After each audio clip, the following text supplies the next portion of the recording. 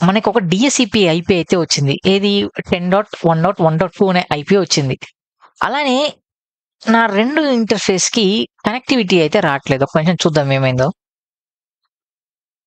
IPv4 దీన్ని నేనేమంటాను automatic DSCP ఇచ్చేసి save ఇచ్చేస్తాను. సేవ్ ఇస్తే నా 2 నెట్వర్క్‌కి కనెక్టివిటీ అనేది రావాలి. ఒక ఐపీ అనేది రావాలి. అప్పుడే నేను నా ఇంటర్నెట్‌తో అయితే కమ్యూనికేట్ చేయగలుగుతాను.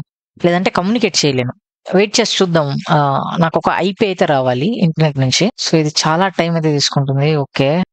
అంతలోగా మనం ఏం చేద్దామంటే, మనం నా 33 ENS33 ఉంది కదా! దాన్ని నేను మాన్యువల్ ఇక్కడ మనకేం చూపిస్తుంది డిఎస్సిపి V4 అని చూపిస్తుంది. సో, అది నా డిఎస్సిపి నుంచి వస్తుంది. కానీ నాకిది స్టాటిక్ అయిపోవాలి.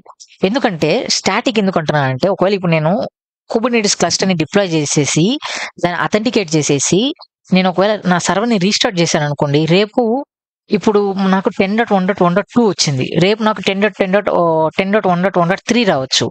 10.1.1.4 రావచ్చు. మనం ఎన్ని రేంజ్ ఇచ్చాము? 2 నుంచి 20 రేంజ్. ఆ 20 రేంజ్‌లో ఏదైనా ఐపీ రావచ్చు. సో, నాకలా వద్దు. సో, యూజువల్‌గా ఇక్కడ నాకు దానికంటే ముందు మనకి నా నెట్వర్క్ అయితే ఇష్యూ అయితే ఉంది. నేనేం చేస్తాను ఒకసారి పవర్ ఆఫ్ అయితే చేస్తాను. Power of.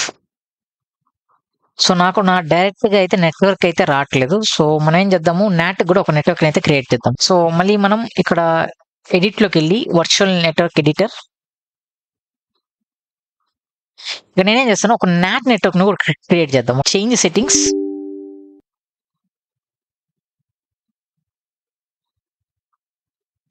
ఓకే. ఇక్కడ ఏం చేస్తాను ఇంకొక కొత్త నెట్వర్క్ తీసుకుంటాను. ఇది VM1 అని ఇచ్చేస్తాను.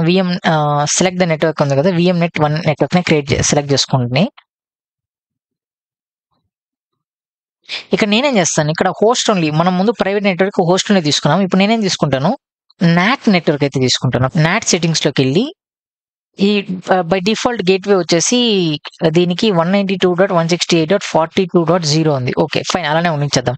సో, 192.168.42. రేంజ్‌లో నాకు నా నాట్ నెట్వర్క్ అయితే క్రియేట్ అయితే అవుతుంది. ఫైన్. సో, నేను అప్లై చేసేస్తాను. సో, ఇప్పుడు నా పబ్లిక్ నెట్వర్క్ ఐపీ వచ్చేసి 192.168.42. రేంజ్‌లో అయితే వస్తుంది.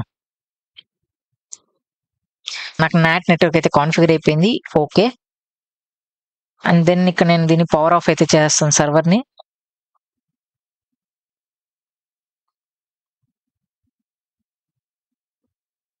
సో, పవర్ ఆఫ్ చేసి ఎడిట్ వర్చువల్ మెషిన్ సెట్టింగ్స్.